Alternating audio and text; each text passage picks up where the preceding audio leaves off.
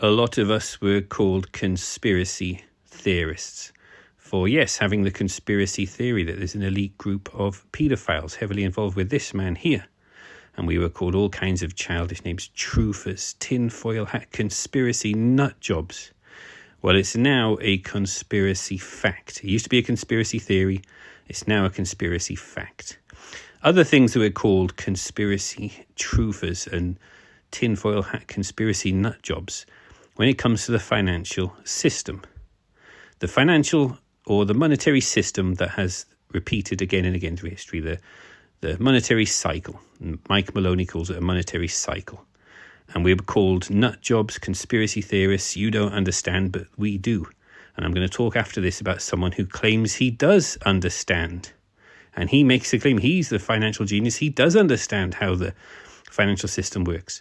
But when this guy was asked, listen to what he says. Jeffrey Epstein, see what he says. So I don't understand the financial system. Please stop. You cannot sit here and tell me. No. What we just went through, I'll go through again. The hedge fund managers, the money managers, the central bankers, the commercial bankers, the heads of the investment banks, the heads of all the trading desks, the top economists, and I'll throw in the business school lecturers at Stanford. Of all the top 200, 250, you can't name at the top of your head the guys are at least at your level. You have to understand it somewhat. No. Sorry. We all don't understand it. No one understands it. It's a miracle. That's part of the problem. It's impossible to understand. That word understand simply means if this happens here, that will happen there. It's predictable. Understanding means it's predictable. It's not predictable. That's the problem. If all the top people in the world do not understand the monetary cycle and how it works, then how come this poor chap here, his name's Raynard Wilson, he's got a small group of about 70 people called Mind of Steel, and he claims that he does understand, and we're all wrong. He particularly calls out myself, Dave Silver, and Dr. Richard Werner, who are both of the opinion that the currency supply is expanding out of thin air. We don't claim to understand it, but we say it's magic money. It is a nonsense system. And someone called Mike Maloney, who calls out the difference between gold and silver, which are money, and promissory notes, which are just currency. But this chap on the screen here, he is smarter than all of us. He does understand it. And he's got some long rambling videos, which I cannot for the life of me understand. But apparently he gives explanations how the monetary system works. He talks about Scrooge McDuck and Harry Potter and wizards, and didn't make any sense to me, but maybe I'm just not smart enough. Maybe if you watch his long-winded, boring videos, you will suddenly understand more than all the top economists in the world. Because this chap, Raynard Wilson, apparently he writes software for the big banks and how the financial systems work. So this is how he can be such an authoritative figure speaking how it works. I think he is wrong, and it's a lot of nonsense what he says. I think no one can really understand the full mechanism of how modern monetary theory works, but Richard Werner has got very close to it. His white paper, I agree with him. I'm on his side of the fence. I think that the currency supply is expanding out of thin air in stage 2 of the monetary cycle. In stage 1, it doesn't expand. It's set. Well, it expands by the amount of gold and silver that is mined. It's about 2% a year. That is good inflation. 2% a year is nice inflation. If the mines are increasing the supply of gold and silver by 2% a year, that is a very good, honest system. And promissory notes or banknotes, promissory notes can be used in place of gold and silver because they're more convenient, but they cannot create more promissory notes than there is gold and silver in the vaults. This is an honest system. It can expand by the amount of gold and silver supply expansion by gold and silver mining. This is honest. But what always happens is they go to stage 2. Always. It repeats again and again. Mike Maloney explains it really well in his books. Stage 2 of the monetary cycle, they have an announcement, something along the lines of, we suspend temporarily the convertibility of the promissory notes into gold and silver. Once you go to stage 2 and you have this announcement, people are confused. You can now create more promissory notes than you have gold and silver to convert them for, because there's temporarily suspended convertibility.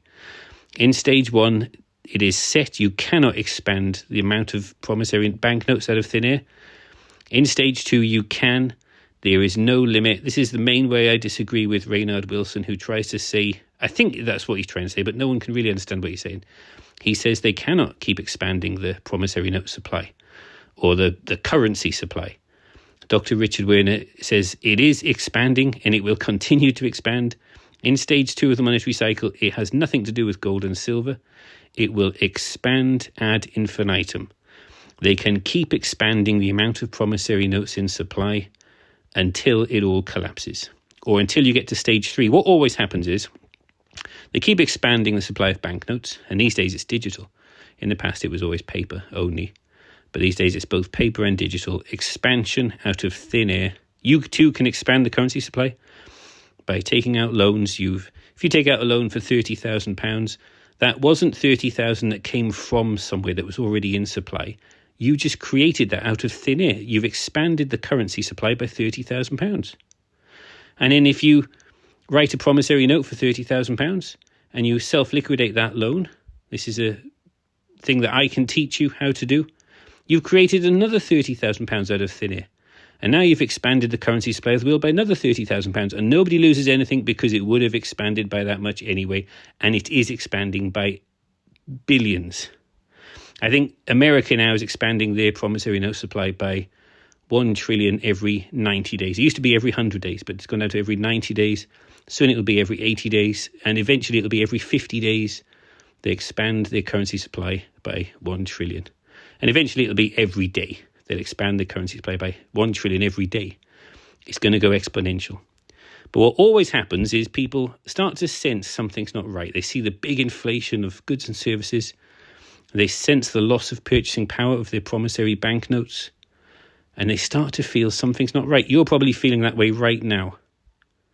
And you can see that gold and silver are being very volatile. They're going up and they're going down, and they're huge price moves. And people are talking about buying gold and silver. So stage 1 is promissory notes that are convertible for gold and silver. That is honest. It's a sound, honest monetary system. You can't create more promissory notes than there is gold and silver to convert them for.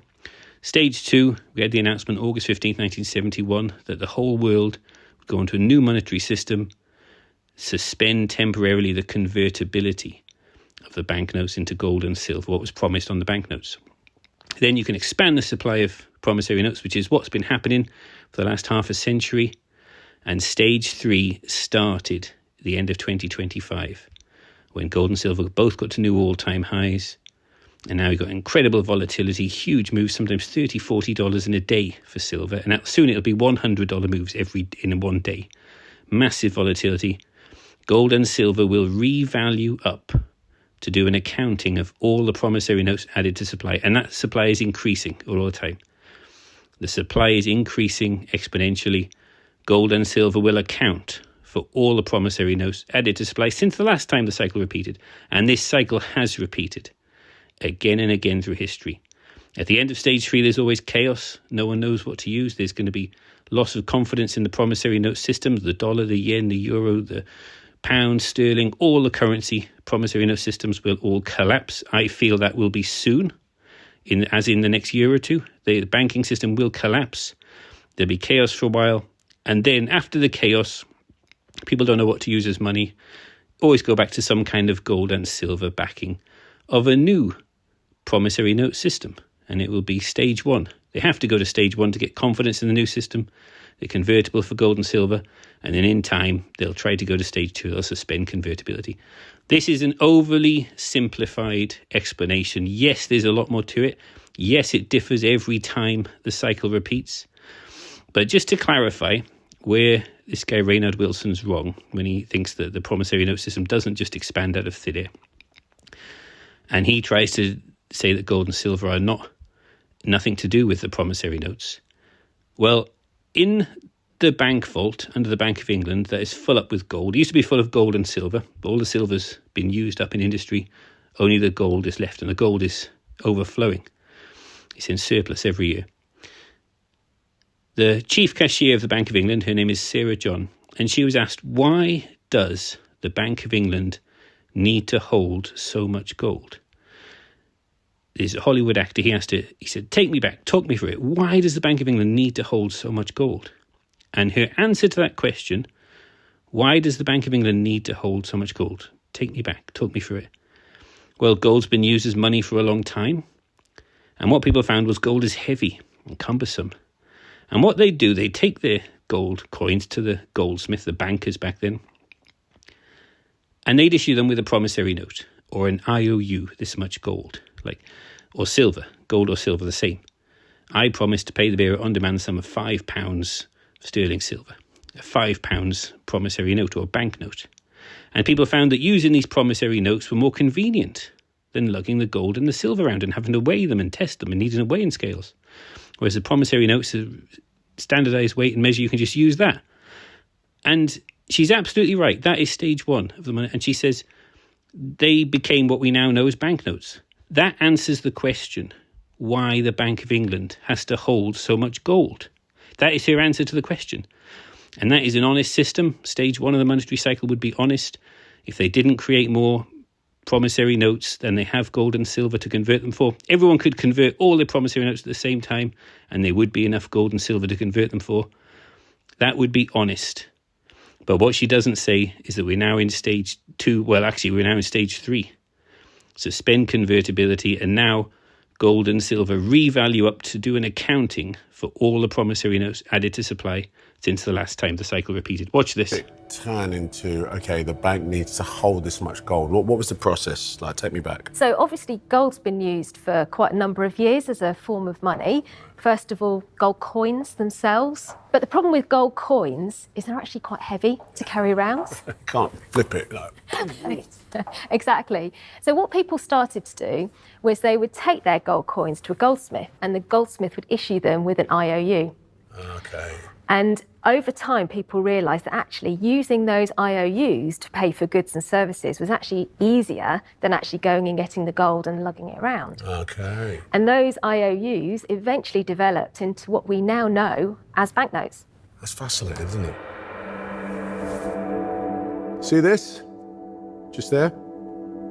That's Sarah's signature. With the words, I promise to pay the bearer on demand the sum of £20. It's just an IOU. It's just an IOU. It's just a promissory note. And it's basically promising a weight of monetary precious metal. But what Sarah doesn't want you to know and want you to be confused about is that we're at stage 2, suspend convertibility. So that promise is not a broken promise, it's a suspended promise. What does that mean? Well, only they can answer that. But under the Bills of Exchange Act 1882, you can use these suspended promissory notes. And there's no stipulation of who can write it. It has to be a certain man or woman. Any man or woman can write it. Sarah John's obviously a woman. Before her, it was men. It doesn't say it has to be this person or this person. It just says, these laid out very clearly in the Bills of Exchange Act 1882, a promissory note has to have a clear promise on it. I promise to pay the bearer on demand a certain weight of gold or silver in pounds or in weight. It's got to be clear. It's got to be in numbers and in words, and it has to have a signature. And it could be a man or a woman. And that is a promissory note. It's a suspended promise. We can't answer the question, how long is it suspended for? I've tried to find out. I brought my £10 down there, and I am the bearer. I demand what this note promises. Please give me what this note promises. And they say, that is it. That is the £10. No, this is a note that promises £10. Please give me what this note promises. That is it. I just gave you £10. So you're saying this is the £10. The promissory note is the £10. Yes. Okay. If that is the system, then my promissory note I write for £22,000. That is the £22,000. And when they come and say, please, when are you going to give me the £22,000? You promised. You promised to pay the bearer on demand the sum of £22,000. I'm the bearer on demand. I demand the £22,000. I just gave it to you. I just gave you the £22,000. It's a suspended promise. When are you going to pay it? I don't know. I'd love to know myself. It's a very good question. I can't speak for the Bank of England, but our promissory notes very clearly say, I promise to pay the bearer on demand the sum of £22,000 or whatever amount you've written in the same like manner and form as would be the Bank of England at the time of payment. So however Sarah John will honour that promise, however it is that she honours that promise, We will honour our promise in the same way at the time of payment. They might change in the future how they honour the promise, but you're signing an agreement that you will honour it in the same way. It's a suspended promise. How will she honour that? Only she can answer that. I can't speak for her. You'll have to ask her. But I can help you to do self-liquidating loans where there's no loss, harm or injury. Nobody loses anything. You've got a clean hands approach. It is not morally wrong. You can expand the currency supply of the world by up to, say, 20 or 30,000 pounds. You create those funds. They appear out of thin air. They appear in your account. As Dr. Richard Werner says, they're not taken from somewhere. They appear in your account. And then you can write this letter, as you see on the screen here, within the 14-day cooling off period. Thank you very much. I don't want the loan anymore. I would like to nullify the loan agreement and I'd like to settle the amount with this. Please find and enclose the cash, because promissory notes are cash, for £22,000. So you created, say it was £22,000 when the funds appeared out of thin air into your account. Nobody lost anything. You've expanded the world's currency supply by that amount. And then when you settle the debt with a self-liquidating loan with a promissory note, you create another £22,000. So you've actually expanded the world's currency supply by £44,000, and the world's currency supply would have expanded by that much anyway. Do not listen to anyone who says that the currency supply is set and it is not expanding. That is not true. That is a lie. When you take a loan out, an unsecured personal loan from one of the big financial institutions, the big banks, they do not take funds that are already in existence. The funds are created out of thin air. You create the funds, not them. You do. Who owns them? You do. Does anybody lose anything when you self-liquidate the loan? No. Nobody loses anything. I do not claim to understand the financial system. I oversimplify it. There's a lot more to it. But I agree with one thing with Jeffrey Epstein when he said nobody understands it. The top 250 economists in the world, they do not understand it. And if anyone like this guy, Raynard Wilson, claims he understands it, he is lying. He does not.